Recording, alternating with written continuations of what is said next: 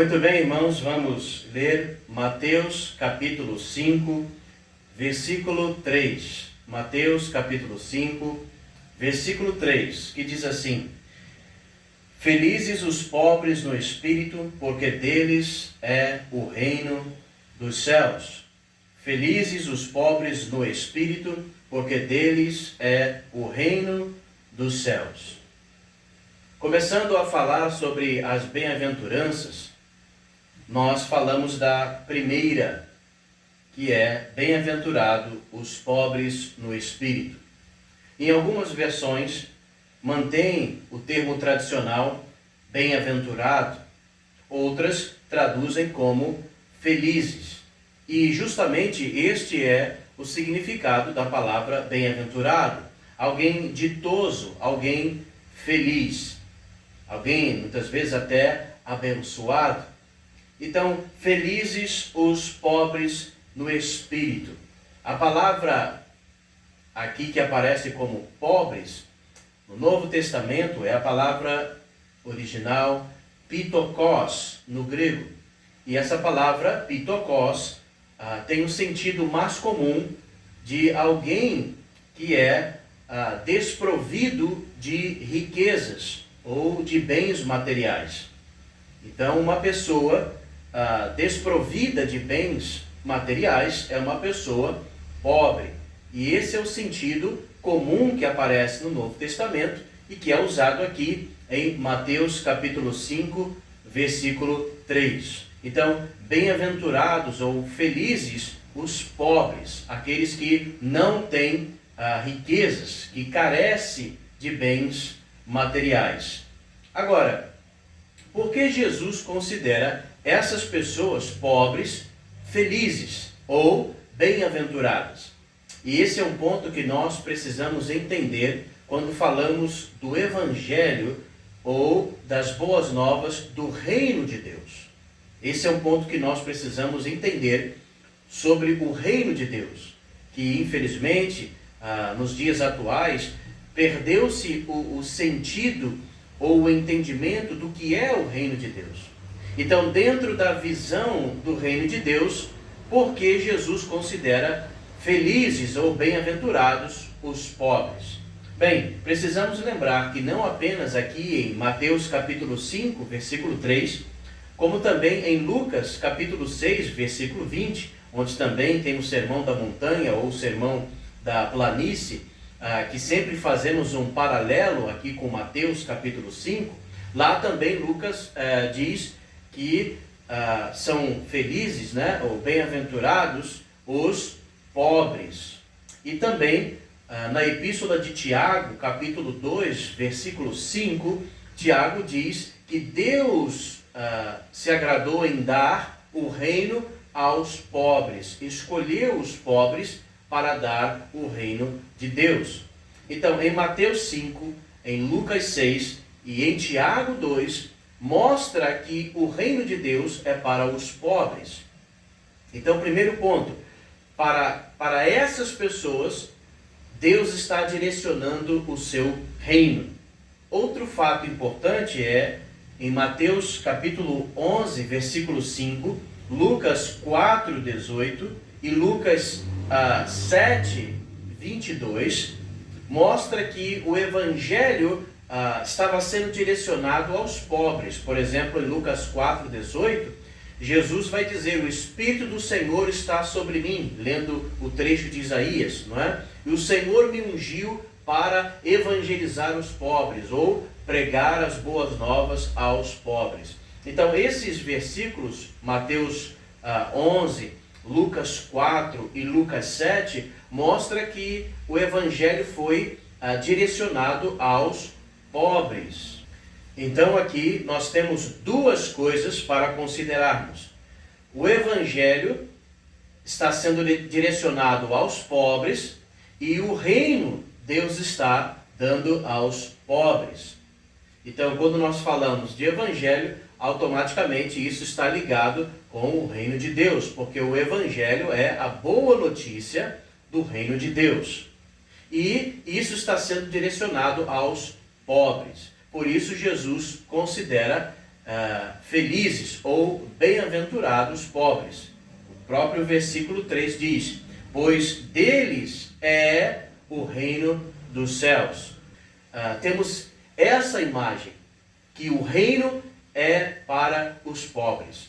Mas não só isso, não é? Esse caminho de pobreza ou de simplicidade foi o caminho utilizado para a missão do reino de Deus. Perceba que quando nós falamos aqui do caminho de simplicidade e de pobreza, estamos falando do desprendimento das coisas materiais. Aqueles que não se importam com as coisas materiais, estão desapegados dessas coisas. Por exemplo, em 2 Coríntios, capítulo 8, versículo 9, o apóstolo Paulo diz que Jesus, sendo rico, fez-se pobre.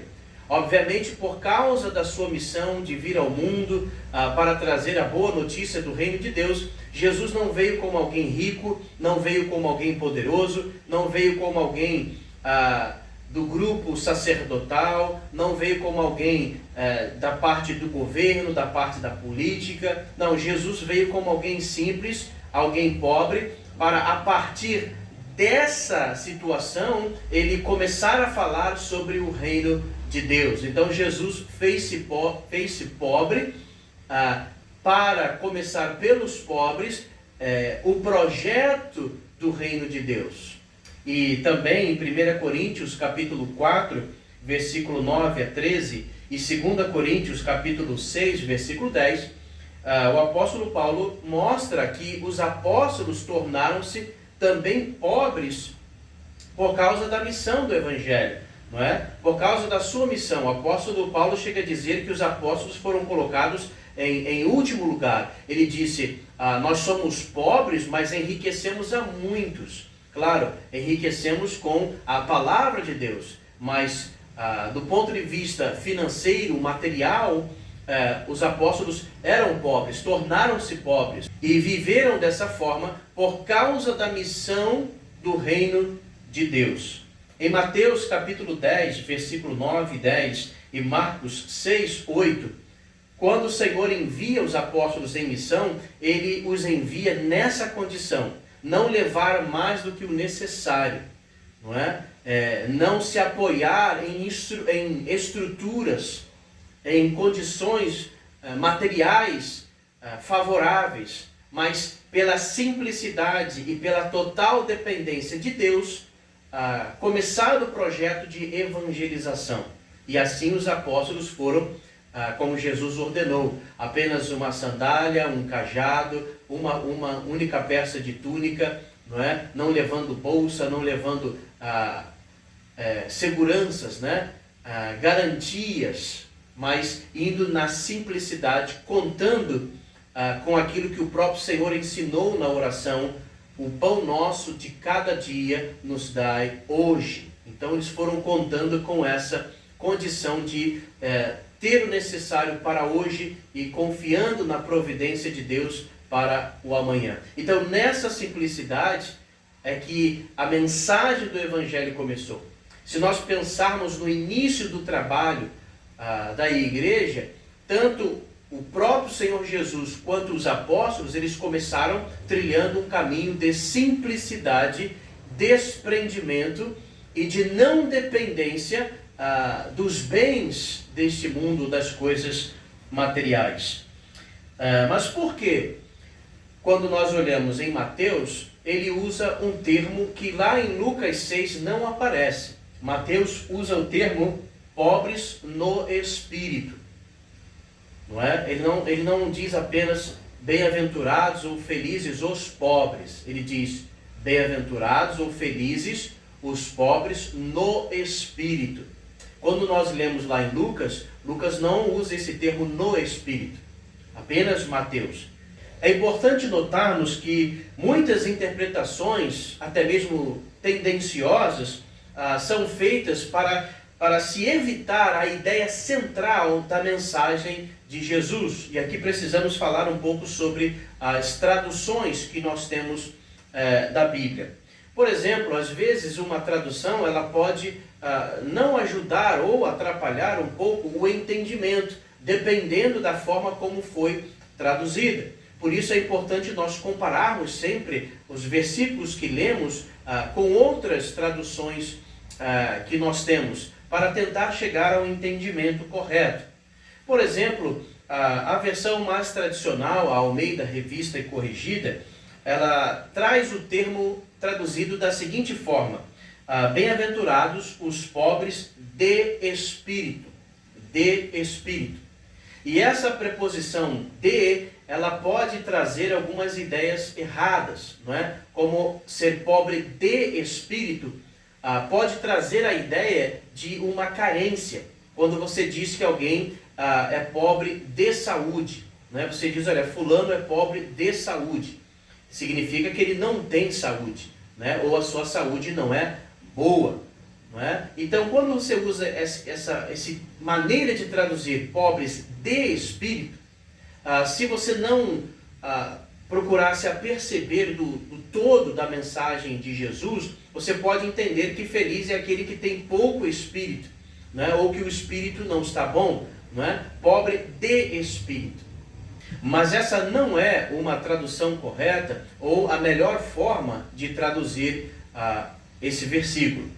Outra tradução, que é a Almeida Revista e Atualizada, já traduz da seguinte forma: bem-aventurados os humildes de espírito. Mantém a preposição de, mas em vez de traduzir como pobres, traduz como humildes. E aqui depende muito da visão, não é? De como você enxerga. Porque humilde pode ter aqui dois sentidos. Pode ter o sentido de humildade, que é o sentido mais comum que nós usamos hoje, que é o contrário de soberba ou de orgulho. Quando nós dizemos, olha, fulano é humilde, não é? Está dizendo que ele não é orgulhoso, que ele não é altivo. Então pode ter esse sentido de humildade. Mas também humilde pode se referir a uma pessoa simples, uma pessoa que não tem confortos, né? Quando você chega e diz, olha, a minha casa ela é humilde. Você pode dizer, olha, eu tenho uma roupa humilde. Quer dizer que é uma roupa simples, é uma roupa sem ostentação ou sem conforto muitas vezes. Então pode ser traduzido como, ou pode ser entendido como humilde no sentido de simples, ou pode ser entendido como humilde no contrário de alguém orgulhoso. É claro que observando o contexto daquilo que Jesus mostra, a ideia aqui é que humilde seja algo relacionado a simples. Mas o texto original, ele traz a palavra grega pitokos, que é a ideia de alguém que não tem recursos materiais. Logo, a ideia aqui é alguém pobre. Então, não sei qual foi a escolha da Almeida Atualizada, traduzir como humilde, mas dependendo de como você lê, a pessoa pode entender que está falando de alguém que tem uma humildade, no sentido de não ser orgulhoso. E geralmente, essa é a forma que as pessoas interpretam esse texto de Mateus capítulo 5, versículo 3. Como se fosse aqui humildes de espírito, como alguém que não é altivo diante de Deus. Mas esse não é o sentido do texto e do seu contexto e da missão do reino de Deus trazida por Jesus. Então, a melhor forma de traduzir aqui seria como algumas Bíblias agora já traduzem, da seguinte forma: bem-aventurados ou felizes os pobres em espírito. Algumas versões traduzem assim, em espírito. Outras, bem-aventurados os pobres no espírito. Talvez até uma outra forma melhor de se traduzir, porque se trata aqui no grego do caso dativo, seria bem-aventurados os pobres pelo espírito, dando a ideia aqui de uma origem, de uma causa. Essas pessoas são pobres pelo espírito. Ok? Então a ideia aqui é que por dentro, e vale ressaltar que espírito aqui está se referindo ao espírito do homem, ou aquilo que é interior. Ok? Então essa pessoa ela tem uma condição de pobreza interior, ou uma mentalidade simples, ou de simplicidade. Esse é o ponto aqui central. Quando se fala de pobre em espírito, está se falando de alguém que tem uma mentalidade simples ou de simplicidade, de desapego ou de não fixação com as coisas materiais, com as riquezas. Esclarecendo isso, Mateus procura então, quando utiliza o termo no espírito, evitar generalizar, para que não fique subentendido aí que a ideia aqui é que todos os pobres vão receber o reino de Deus.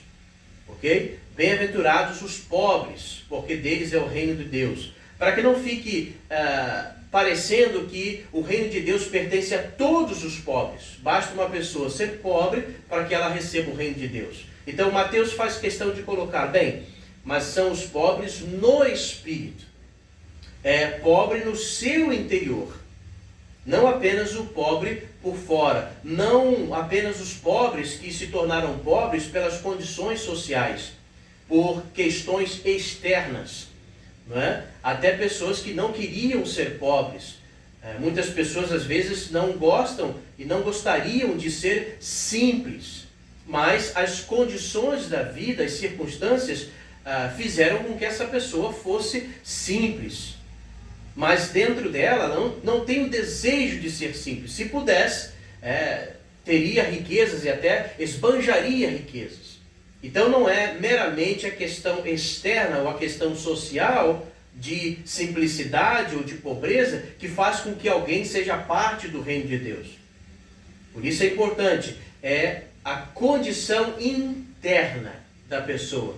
O que nos ajuda melhor a entender esse raciocínio é o próprio desenvolvimento do Sermão da Montanha, aquilo que Jesus começa a falar. Por exemplo, aqui em Mateus capítulo 6, a partir do versículo 19, se você observar, Jesus começa a falar sobre a questão das riquezas. E, por exemplo, o versículo 19, Mateus 6, versículo 19, Jesus diz o seguinte: não ajuntem para vocês riquezas na terra, onde a traça e a ferrugem corroem, e onde os ladrões arrombam e roubam.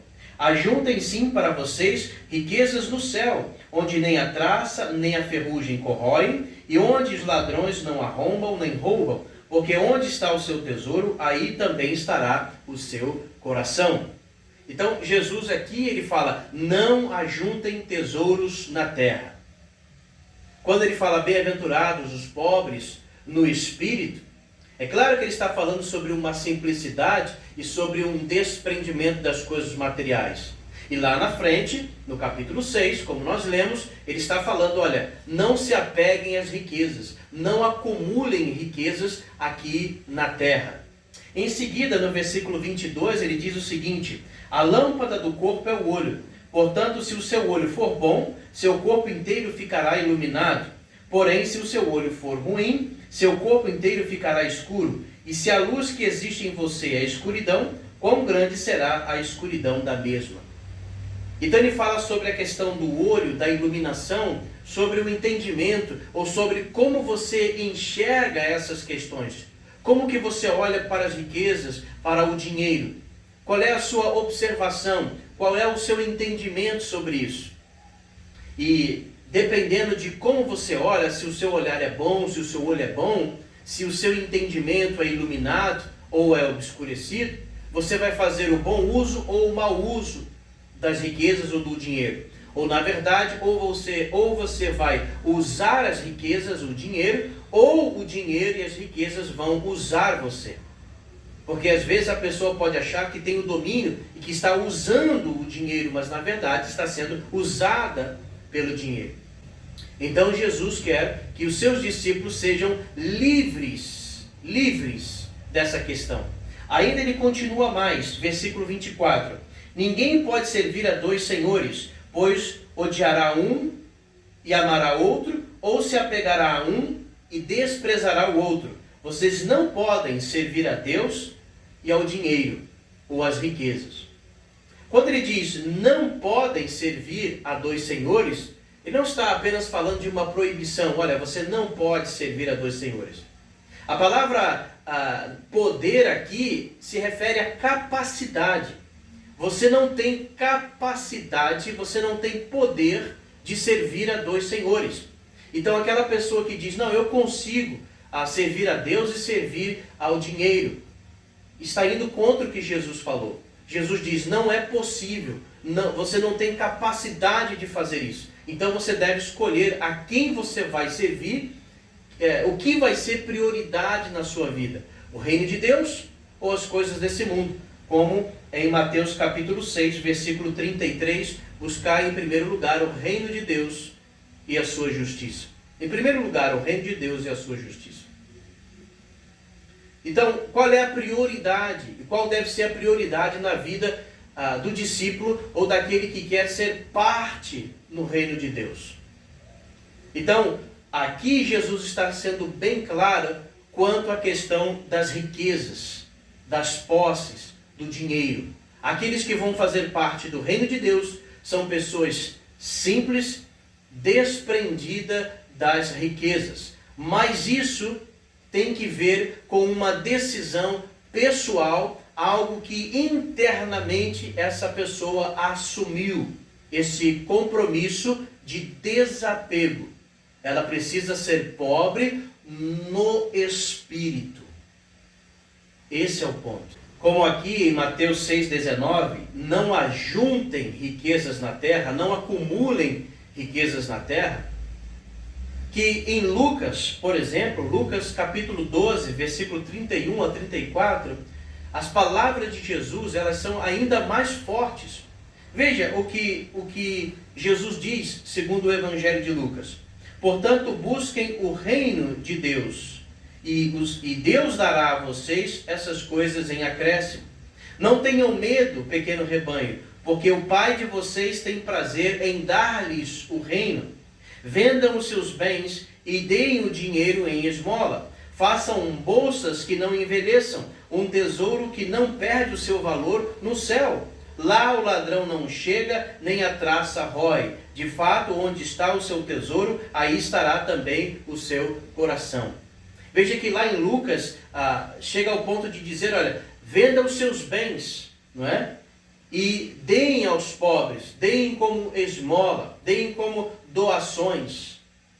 É claro que aqui não está falando para você abrir mão de tudo e vir a passar necessidade. Observando todos os versículos envolvidos, nós entendemos que a questão de Jesus é com aquilo que nós temos em excesso. O acúmulo. Eu não posso ter isso em excesso. Seria até uma afronta ao projeto do reino de Deus, quando uma pessoa que diz fazer parte do reino de Deus tem bens, riquezas em excesso, enquanto o outro carece de necessidades básicas. Então isso não combina com a mentalidade do reino de Deus. Então nós abrimos mão daquilo que poderíamos ter em excesso para que o outro possa ser suprido nas suas necessidades básicas. Não é uma mentalidade de egoísmo, não é uma mentalidade de acúmulo. É uma mentalidade de partilha, de comunhão. Agora, para que chegue a esse ponto de tal desapego e de sensibilidade para olhar a necessidade do outro, é preciso que essa pessoa seja pobre no espírito. Não pode ser uma imposição. Você não pode impor ao outro, olha, venda os seus bens, olha, ajude, compartilhe o que você tem demais, é hora de você compartilhar com o outro que não tem. Isso não pode ser imposto, porque se for algo imposto, é algo de fora fazendo essa imposição. E isso não é o que Jesus quer. Por isso que Jesus fala pobres no espírito. Isso tem que vir de dentro. Você tem que escolher essa simplicidade de vida, escolher viver simples e compartilhar com o outro, mas isso tem que ser uma decisão interna. Agora, é interessante que esse texto de Lucas 12, que eu li, ele foi... Jesus disse isso, mas dentro de um contexto. E o contexto envolvia justamente questões materiais. Por exemplo, eu li aqui Lucas 12, do 31 ao 34. Agora, deixe-me ler um pouco antes, Lucas 12, do versículo 13 ao 21. E preste bem atenção na história e no ocorrido, e naquilo que Jesus está mostrando, o caminho que Jesus está mostrando. Veja bem, versículo 13 do capítulo 12. Alguém da multidão disse a Jesus: Mestre, fala para meu irmão repartir a herança comigo. Mas Jesus lhe disse: Homem, quem foi que me colocou de juiz ou árbitro entre vocês? E lhes disse: Cuidado, evitem todo tipo de ganância, porque ainda que alguém seja muito rico, sua vida não é garantida pelos seus bens. E contou-lhes uma parábola. A terra de um homem rico produziu grande colheita. Ele perguntava a si mesmo: O que fazer? Não tenho onde recolher minha colheita. Então pensou: Vou fazer o seguinte, vou demolir meus celeiros e construir outros maiores, e aí vou recolher todo o meu trigo e meus bens. Depois direi a mim mesmo: Meu caro, você tem muitos bens guardados para muitos anos. Descanse, coma, beba e se divirta. Mas Deus lhe disse: Insensato, nesta noite sua vida será pedida, e as coisas que você preparou, de quem serão? Assim acontece com quem ajunta tesouros para si e não é rico para Deus. Ele conta essa parábola de um homem que tinha seus celeiros. Ele já tinha o suficiente, mas a sua terra produziu mais. E aí ele pensa: o que fazer? Então, a ideia dele é demolir aqueles celeiros, construir outros maiores e armazenar mais. Em nenhum momento ele pensa: eu já tenho o necessário. Produziu mais, eu vou compartilhar com quem não tem, com quem não conseguiu produzir, com quem não tem terra para produzir. Não, ele pensa em acumular mais. Então Jesus chama a atenção. Então veja que no versículo 31, 34, quando Jesus fala: vendam seus bens, deem esmola, está falando sobre aquilo que nós temos em acúmulo.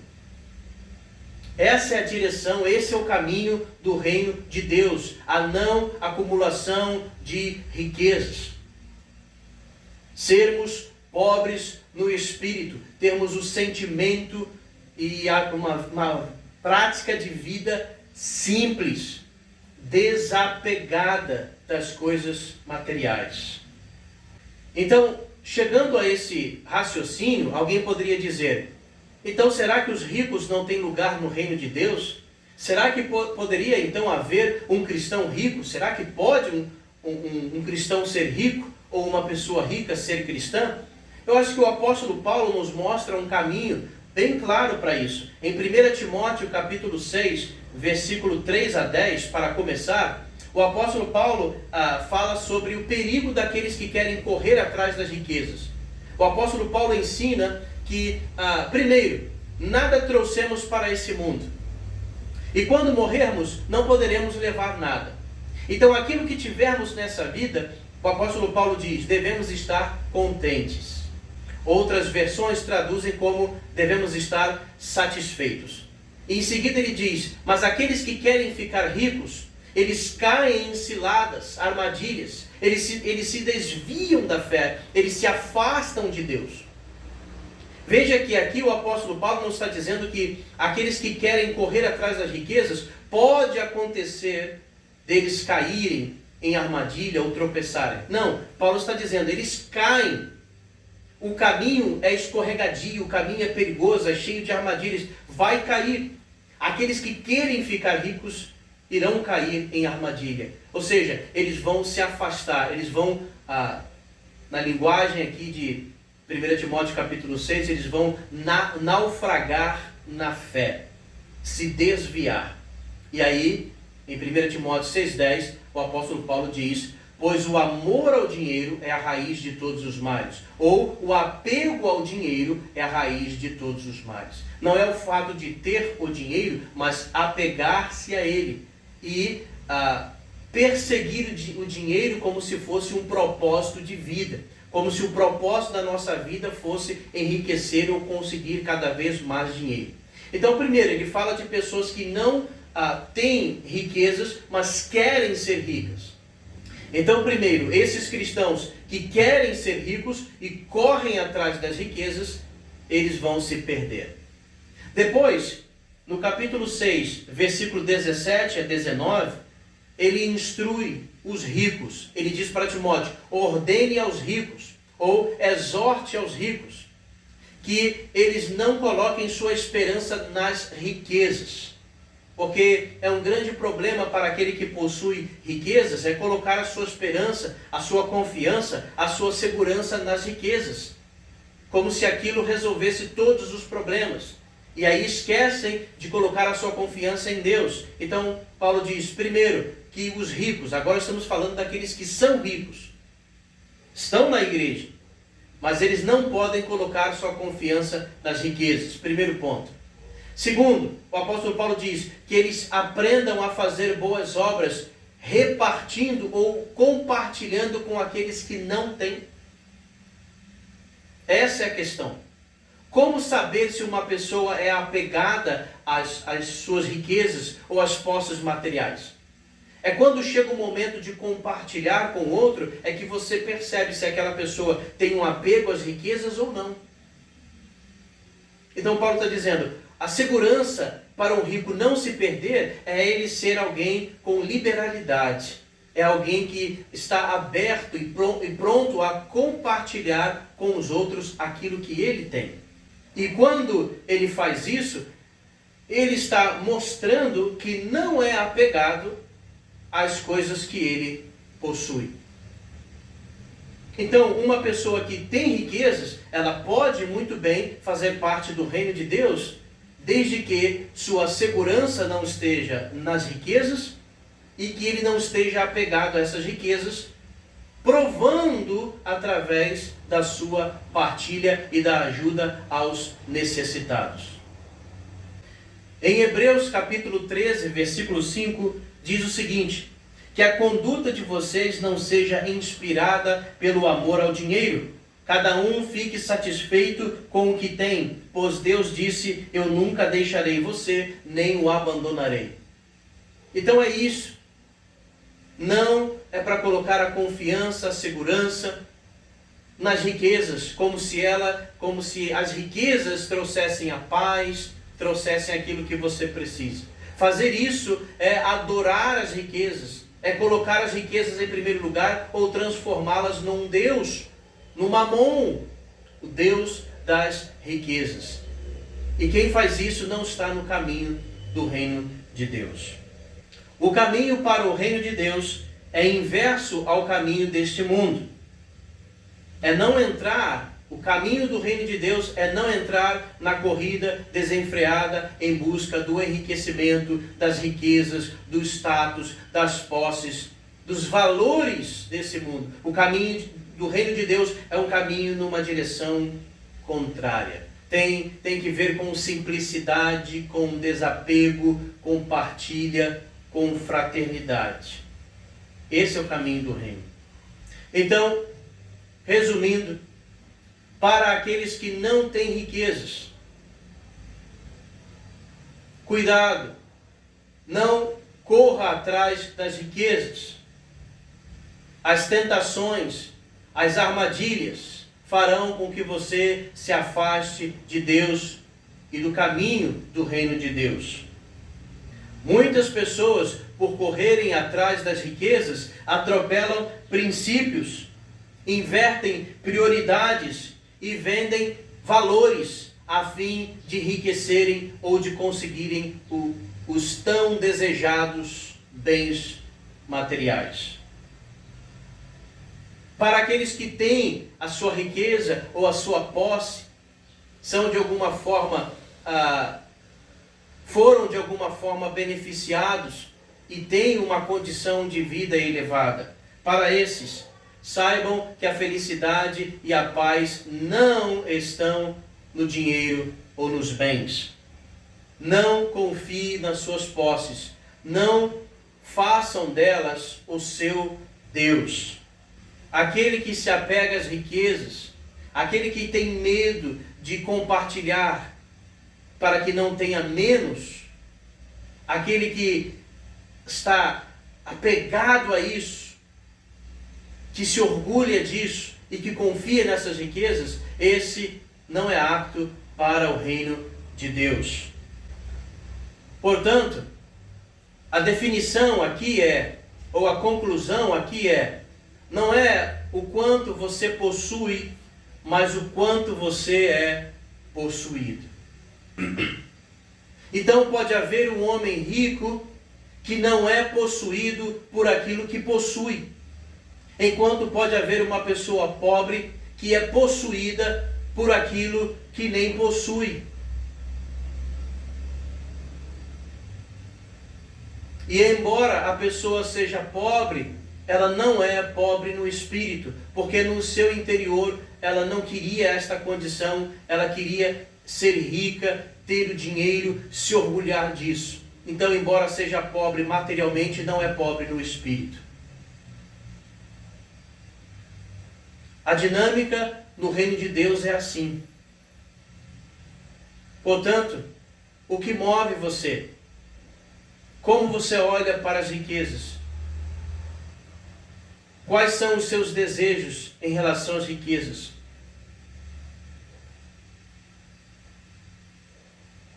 O pobre no espírito é aquele que não é possuído por nenhuma das coisas desse mundo. Ele é desapegado, ele é simples e ele não serve às coisas, ele não é escravo dessas coisas. O pobre no espírito é aquele que é simples, livre e totalmente disponível para o reino de Deus.